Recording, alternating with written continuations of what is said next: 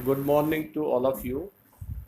जैसा कि आप जानते हैं, आज हम दूसरे लेक्चर में इस बात की चर्चा करेंगे कि अर्थशास्त्र विषय की प्रकृति क्या है। अर्थशास्त्र कला है, विज्ञान है अथवा कुछ और है, इस बारे में हम दोनों विधाओं को लेकर के उनके पक्ष और विपक्ष में तर्क प्रस्तुत करेंगे और ये स्पष्ट करने का प्रयास करेंगे कि अर्थशास्त्र कौन सी विधा है, अर्थात अर्थशास्त्र की प्रकृति क्या है। जैसा आप जानते हैं, अर्थशास्त्र कला भी है और अर्थशास्त्र विज्ञान भी है। इसका विस्तृत विश्लेषण करने से पूर्व हमें यह देखना होगा कि विज्ञान की प्रकृति क्या है, विज्ञान का स्वरूप क्या है और कला की प्रकृति क्या है, कला का स्वरूप क्या है। सबसे पहले हम बात करते हैं कि अर्थशास्त्र क्या एक विज्ञान है, अर्थात अर्थशास्त्र को हम विज्ञान कह सकते हैं कि नहीं कह सकते। इसके लिए हमें सबसे पहले विज्ञान की प्रकृति का अध्ययन करना होगा। आप जानते हैं, विज्ञान एक विशिष्ट ज्ञान की वह विधा है जिसमें किसी भी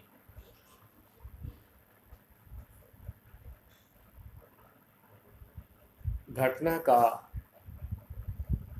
क्रमबद्ध या व्यवस्थित, जिसको सिस्टमेटाइज्ड नॉलेज कहा जाता है, उसका अध्ययन करता है। अर्थात विज्ञान में किसी भी घटना के कारण और परिणामों का अध्ययन करके विभिन्न तत्वों में जो पारस्परिक संबंध है, उस संबंध का अध्ययन किया जाता है, उस संबंध को स्थापित किया जाता है। इसीलिए इसे विज्ञान कहा जाता है। विज्ञान में घटनाओं का क्रमबद्ध विश्लेषण होता है, घटनाओं का व्यवस्थित अध्ययन होता है और इस व्यवस्थित अथवा क्रमबद्ध अध्ययन के आधार पर ही कारण और परिणाम के बीच संबंध स्थापित करने का प्रयास विज्ञान में होता है।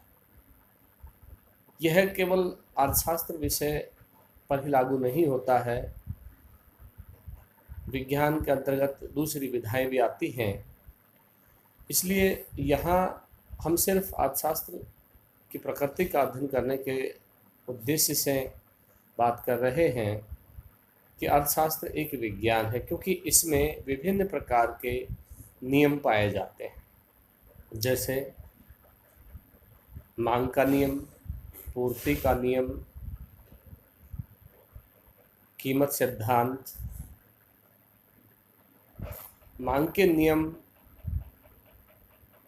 के अंतर्गत अन्य बातों के समान रहने पर हम वस्तु की कीमत और मांग के बीच के संबंध स्थापित करते हैं। आप जानते हैं कि किसी भी वस्तु की मांग उसकी कीमत से निर्धारित होती है और वाइस वर्सा उस वस्तु की कीमत भी मांग के अनुसार तय होती है। इसलिए मांग और कीमत के बीच एक संबंध है, एक व्यवस्थित ज्ञान का बोध करवाता है, एक क्रमबद्ध अध्ययन है कि यदि मांग बढ़ती है वैसे वैसे उस वस्तु की कीमत भी बढ़ती जाती है, अन्य बातें समान रहने पर। यहाँ ये शर्त हमें ध्यान में रखनी होगी कि अन्य बातें समान रहने पर किसी भी वस्तु की मांग में वृद्धि होने से उसकी कीमत भी बढ़ती है। यदि इसका वाइस वर्सा हम देखें तो ये भी सही है कि कीमत के अनुसार मांग तय होती है। यदि किसी वस्तु की कीमत बहुत अधिक है तो उसकी मांग कम हो जाती है। तो ये मांग का नियम मूल्य और मांग के बीच संबंध को स्थापित करता है। विज्ञान में भी इसी तरह से घटनाओं का क्रमबद्ध अध्ययन होता है, कारण और परिणाम के बीच संबंध स्थापित किया जाता है। इसलिए अर्थशास्त्र में चाहे हम मांग के नियम की बात करें, चाहे पूर्ति के नियम की बात करें, चाहे कीमत सिद्धांत की बात करें, चाहे उत्पत्ति के सिद्धांतों की बात करें, उनमें दो या दो से अधिक पारस्परिक घटकों के बीच एक नियमित और व्यवस्थित संबंध पाया जाता है। इसलिए अर्थशास्त्र विषय को विज्ञान के रूप में परिभाषित किया जाता है। लेकिन इसके विपरीत कुछ लोग ऐसे भी हैं जो अर्थशास्त्र को विज्ञान नहीं मानते। उनका कहना है कि अर्थशास्त्र में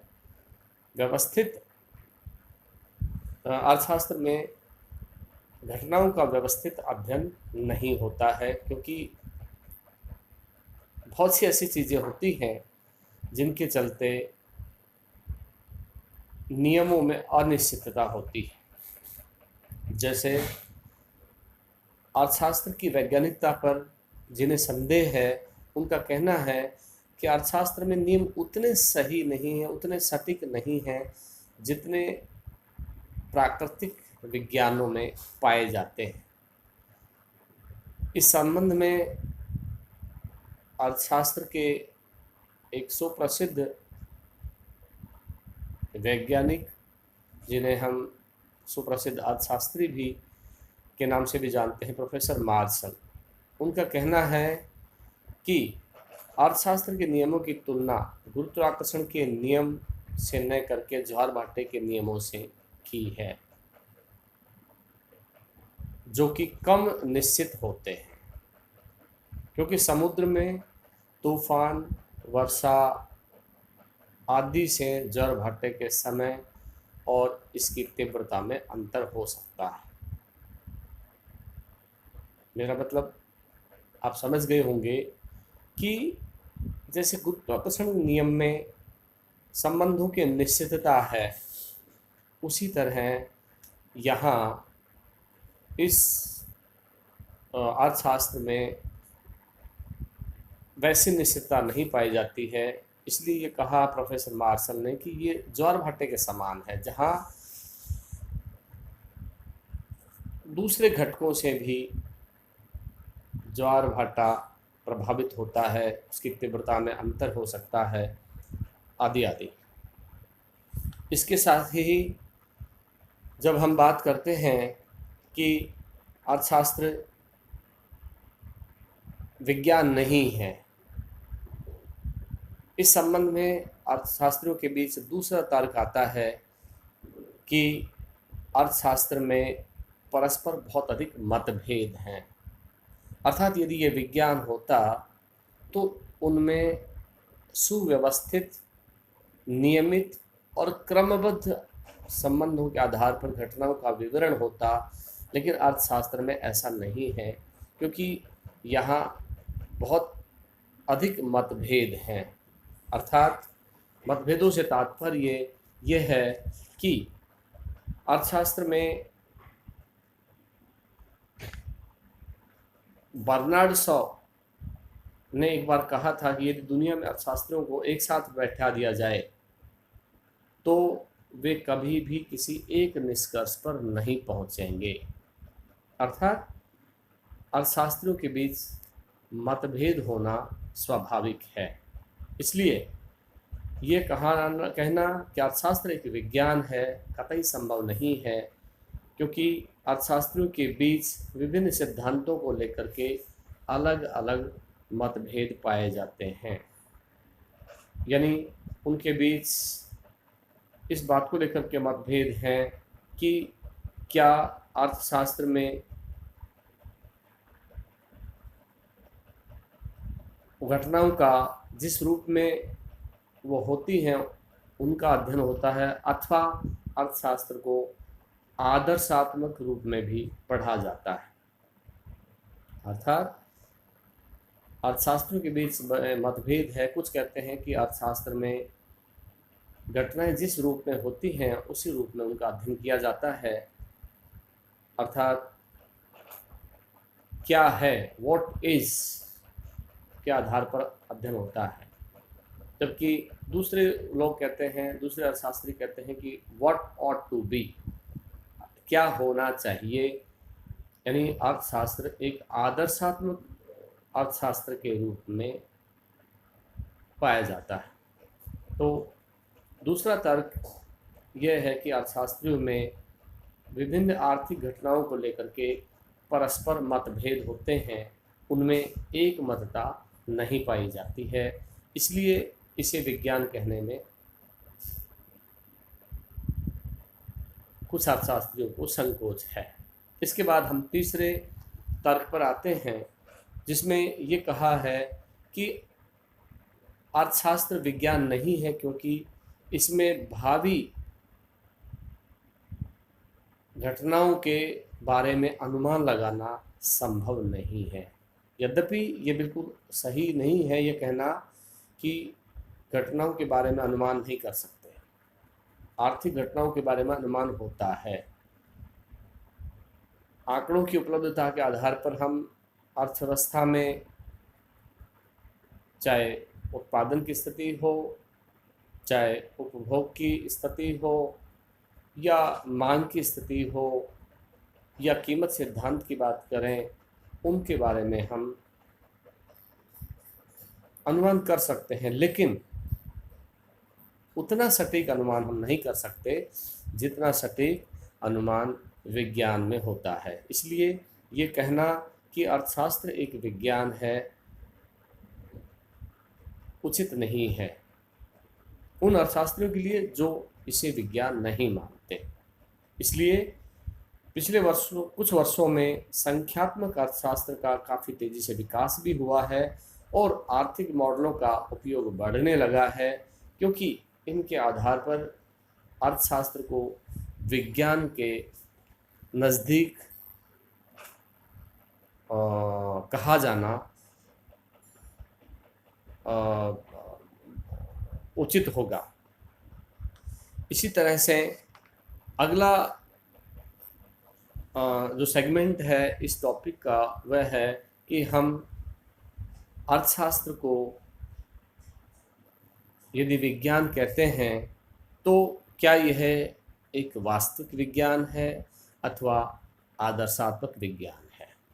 तो इस बारे में भी अर्थशास्त्रियों में मतभेद हैं, क्योंकि वास्तविक विज्ञान में क्या है, यानी किसी भी घटना के बारे में ये कहा जाता है कि वह किस स्वरूप में है, किस स्थिति में है, जिसे अंग्रेजी में व्हाट इज, यानी उसका वर्तमान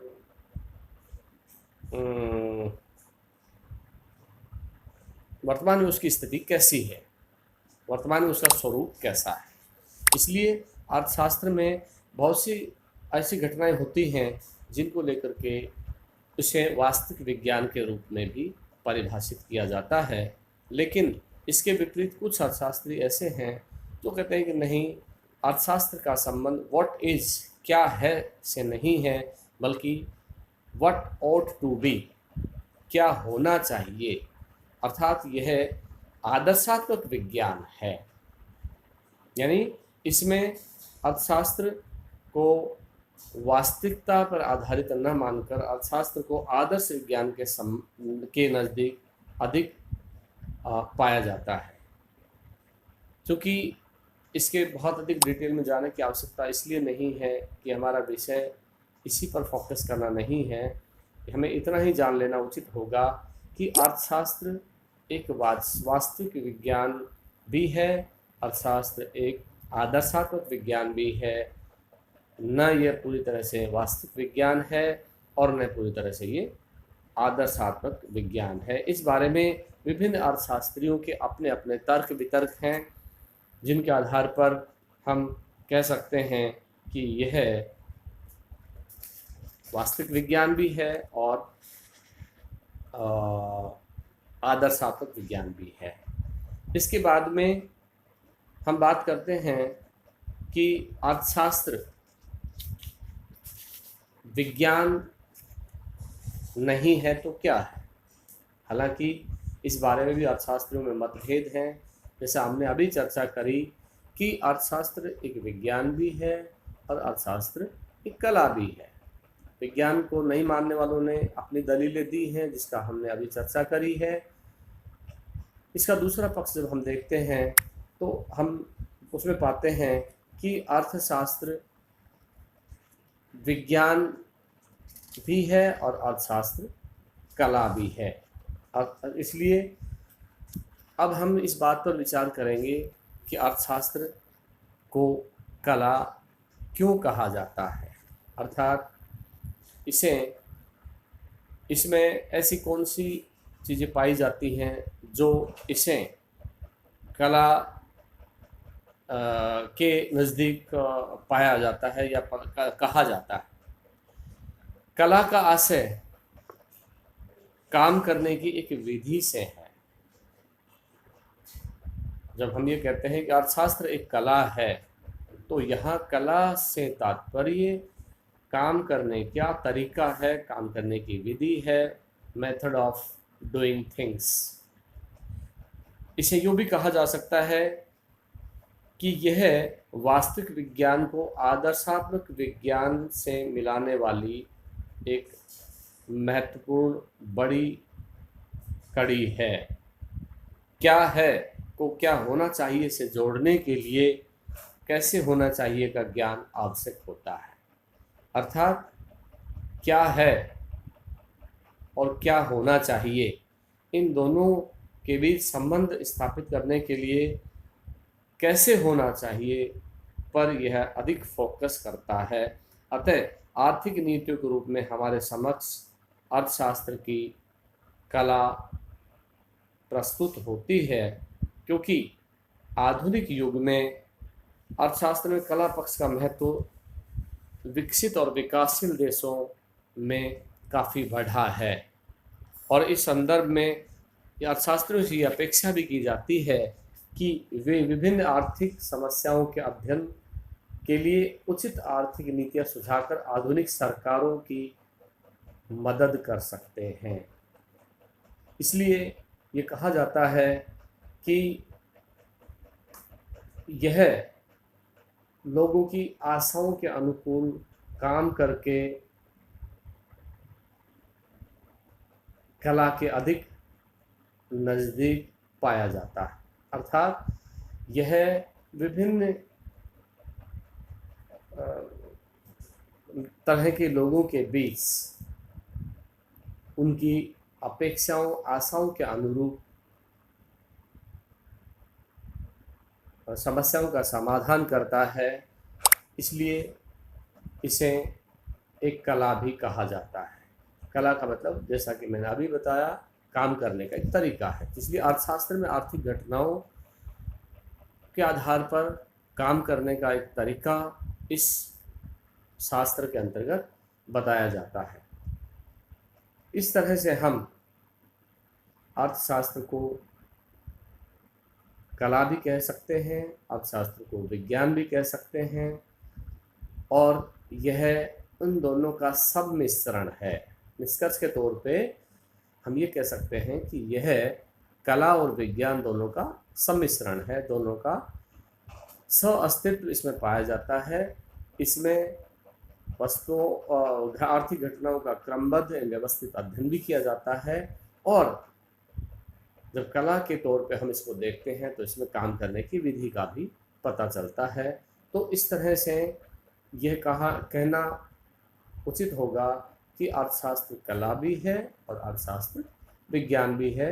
इसमें दोनों तरह के, दोनों पक्षों के जो अर्थशास्त्री हैं उनके अपने अपने तर्क हैं, लेकिन अंत में ये बताना उचित होगा कि अर्थशास्त्र कला के अधिक नज़दीक है अथवा विज्ञान के अधिक नज़दीक है, ये हमें उसका विश्लेषण करके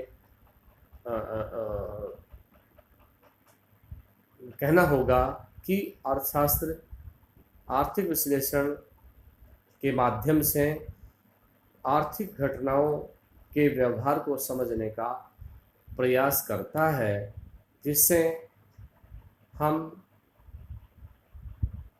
आवश्यकता अनुसार उनमें बदलाव कर सकें।